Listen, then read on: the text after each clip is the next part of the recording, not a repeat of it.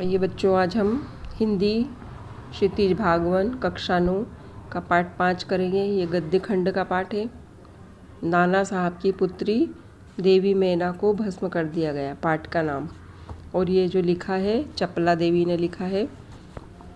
थोड़ा सा चपला देवी के बारे में जान लेते हैं। द्विवेदी युग की लेखिका हैं ये, और इनका व्यक्तित्व एवं कृतित्व के बारे में जानकारी कुछ ज़्यादा उपलब्ध नहीं है। स्वतंत्रता आंदोलन के दौरान पुरुष और महिलाओं ने एक साथ अपने अपने लेखन से आज़ादी के आंदोलन को गति दी थी, उसमें चपला देवी भी शामिल हैं। यह ऐतिहासिक सच्चाई है कि 1857 की क्रांति के विद्रोही नेता धुंधु पंत नाना साहब की पुत्री बालिका मैना आज़ादी की नन्ही सिपाही थी, जिन्हें अंग्रेज़ों ने जलाकर मार डाला था। उन्हीं के ऊपर उन्होंने यह रिपोर्ट लिखी है। इसे रिपोर्टाज कहेंगे हम। ये गद्य की एक विधा होती है रिपोर्टाज, इंग्लिश में इसे रिपोर्ट कहते हैं। इनकी भाषा सरल, सुबोध और प्रभावमयी है, और इन्होंने तत्सम शब्दों का भी प्रयोग किया है अपनी रचना में। और इस शैली में सहजता, सरलता, सजीवता और प्रभावशीलता के गुण विद्यमान होते हैं, जो रिपोर्टाज कहलाती है ना। और इनका साहित्य में स्थान स्वतंत्रता आंदोलन संबंधी हिंदी साहित्य का पर्याप्त मात्रा में इनका उपलब्ध है। इन्होंने स्वतंत्रता आंदोलन में बलिदानियों के विषय में साहित्यकारों में इन्होंने बहुत ही स्मरणीय काम किया है।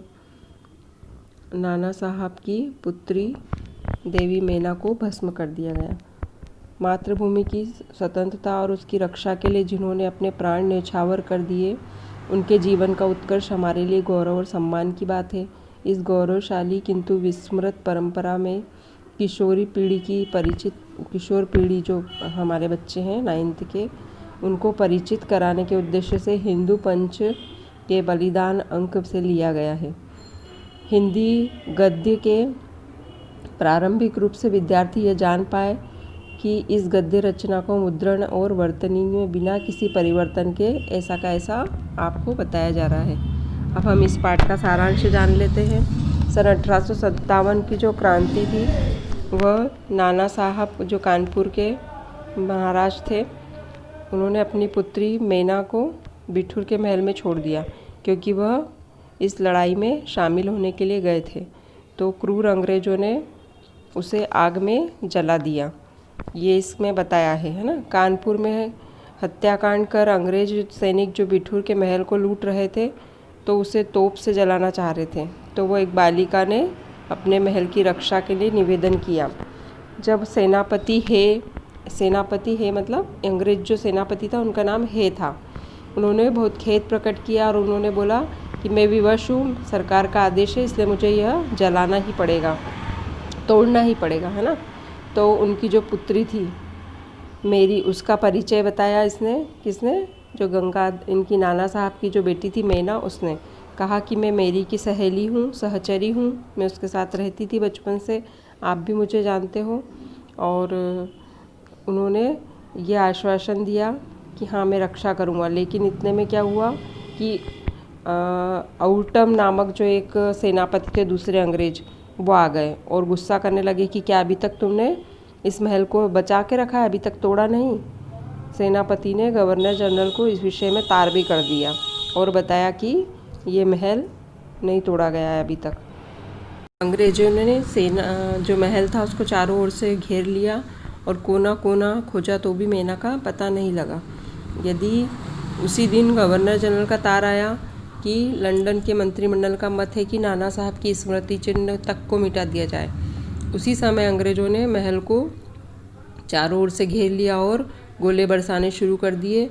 महल मिट्टी में मिल गया। उस समय टाइम्स पत्र के लेख में लिखा गया, जिसमें दुख प्रकट करते हुए कहा गया कि अंग्रेज़ों की भारत सरकार दुर्दांत नाना साहब को पकड़ न सकी, जिन पर अंग्रेज़ों का भीषण क्रोध था, तो वो उन्होंने महल जलाकर पूरा किया।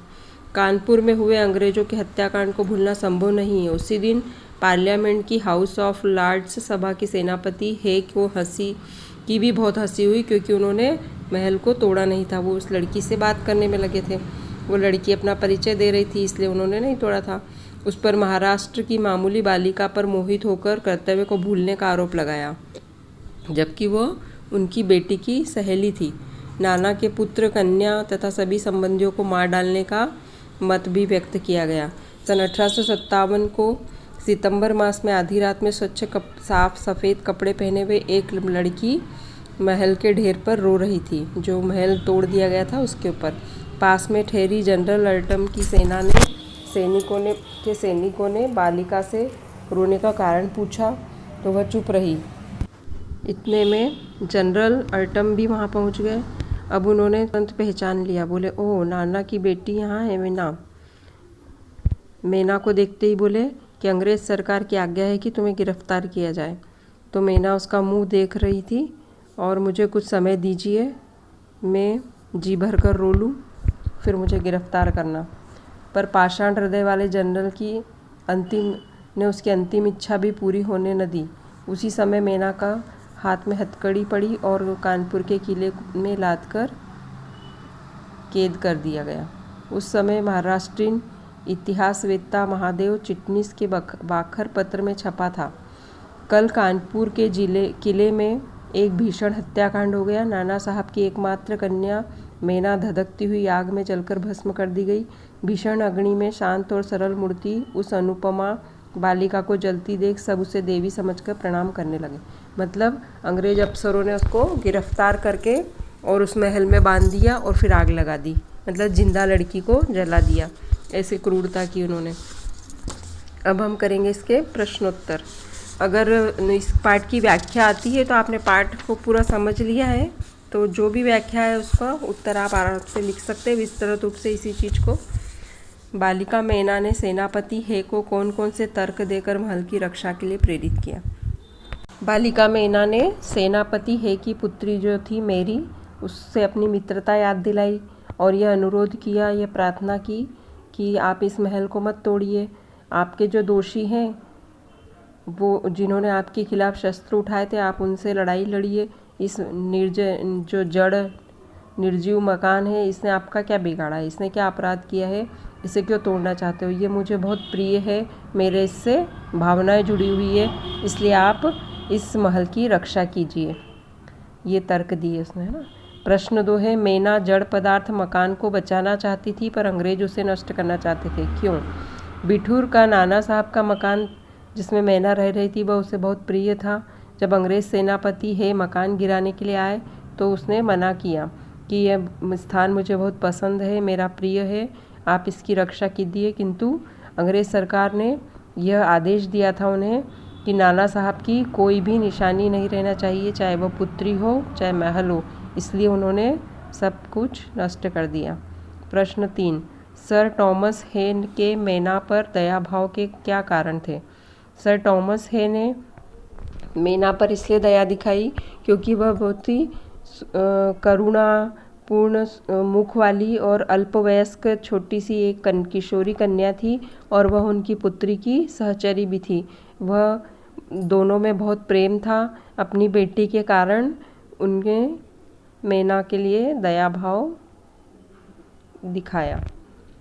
प्रश्न 4, मेना की अंतिम इच्छा थी कि वह उस प्रसाद के ढेर पर बैठकर जी भरकर रो ले, लेकिन पाषाण हृदय वाले जनरल ने किस भाव से उसकी इच्छा पूर्ण न होने दी। मेना को वह प्रासाद बहुत प्रिय था। प्रासाद मतलब महल, वह महल बहुत प्रिय था, इसलिए वह उस प्रासाद के ढेर पर जी भरकर रो लेना चाहती थी। जनरल से रोने का समय मांगा तो उसने मना कर दिया, कहीं नाना साहब की बेटी पुनः विद्रोह न भड़का दे, इसलिए उन्होंने उसे समय नहीं दिया। और जनरल नाना साहब के विद्रोह से आतंकित थे, इसलिए उसने मेना से मना कर दिया। प्रश्न 5, बालिका मेना के चरित्र की कौन कौन सी विशेषताएं आप अपनाना चाहेंगे और क्यों। बालिका मेना की कई विशेषताएं हैं जो हम उसे अपनाना चाहेंगे। मेना एक शांत सरल स्वभाव की लड़की थी। सभी ने जब जली तब उसे देवी समझकर प्रणाम किया और वह एक निर्भीक निडर स्वभाव वाली लड़की थी। वह बहुत सारे सैनिकों का सामना अकेले कर रही थी। वह अपने स्थान पर हृदय से जुड़ी हुई थी, अपने महल से, इसलिए जी भरकर उस मकान में रहना चाहती थी और उसके टूटने पर, ढेर होने पर बहुत रोना चाहती थी। वह अपने महल से भावनाओं से जुड़ी हुई थी।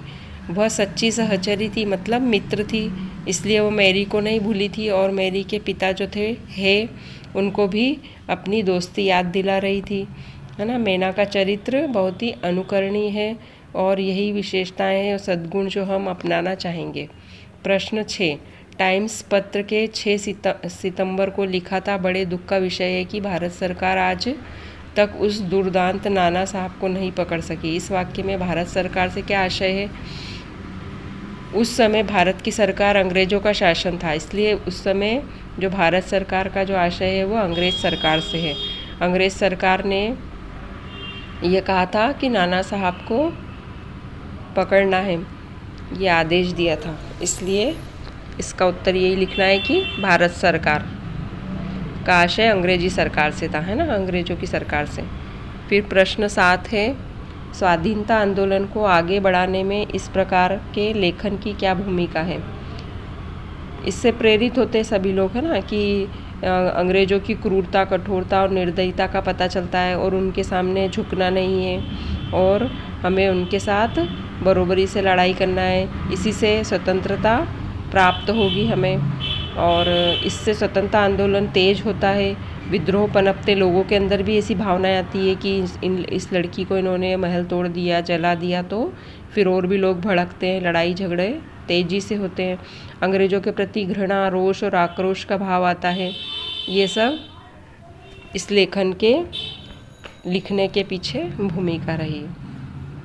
प्रश्न 8, कल्पना कीजिए कि मैना के बलिदान की तरह खबरों को आपको रेडियो पर प्रस्तुत करनी हो तो किस प्रकार करेंगे? विद्यार्थी अपने शिक्षक महोदय के सहायता से खबर तैयार करेंगे। तो जैसी भी आप खबर न्यूज़ बनाना चाहें आप मन से बनाएंगे और लिखेंगे। प्रश्न 9, इस पाठ में रिपोर्टाज की प्रारंभिक रूप की झलक मिलती है, लेकिन आज अखबारों के अधिकांश खबरें रिपोर्टाज की शैली में लिखी जाती है। कोई 2 खबरें किसी अखबार की काटकर अपनी कॉपी पर चिपकाओ। फिर उसके बाद है, अपने आसपास की किसी घटना का वर्णन रिपोर्टाज शैली में लिखो। मतलब जैसे रिपोर्ट तैयार करते ना न्यूज़ वाले, वैसे आपको कोई आसपास कोई बात हुई हो, कोई घटना हुई हो, कुछ भी जो दुर्घटना हुई हो, कुछ भी हुआ हो, तो उसको रिपोर्ट की तरह 1-2 पैराग्राफ में प्रस्तुत करें। उसके बाद है, आप किसी ऐसे बालक बालिकाओं के बारे में एक अनुच्छेद लिखो जिसमें कोई बहादुरी का काम किया हो। कोई भी हो सकता है, अड़ोसी, पड़ोसी, रिश्तेदार, जो भी, जिसको भी आप जानते हो जिसने कोई बहादुरी का काम किया हो, तो उसके बारे में एक पैराग्राफ लिखना है। फिर प्रश्न 11 में आपको पूरे पाठ में से जो पसंद हो वो पैराग्राफ लिखना है।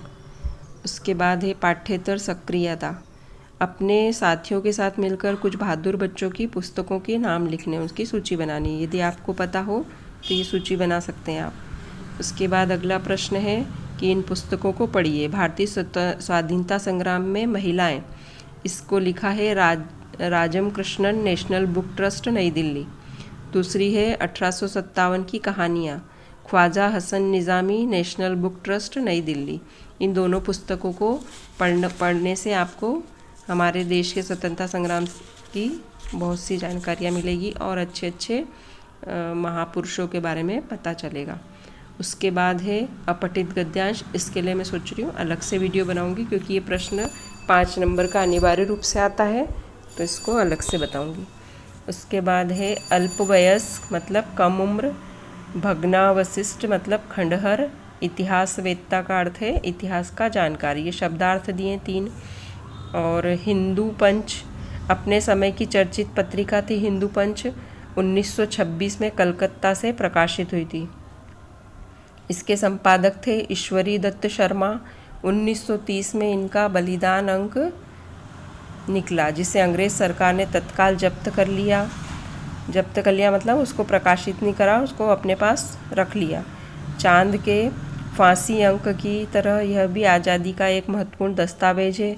इस अंक में देश और समाज के लिए अपनी जान न्यौछावर करने वाले व्यक्तियों के बारे में बताया गया है।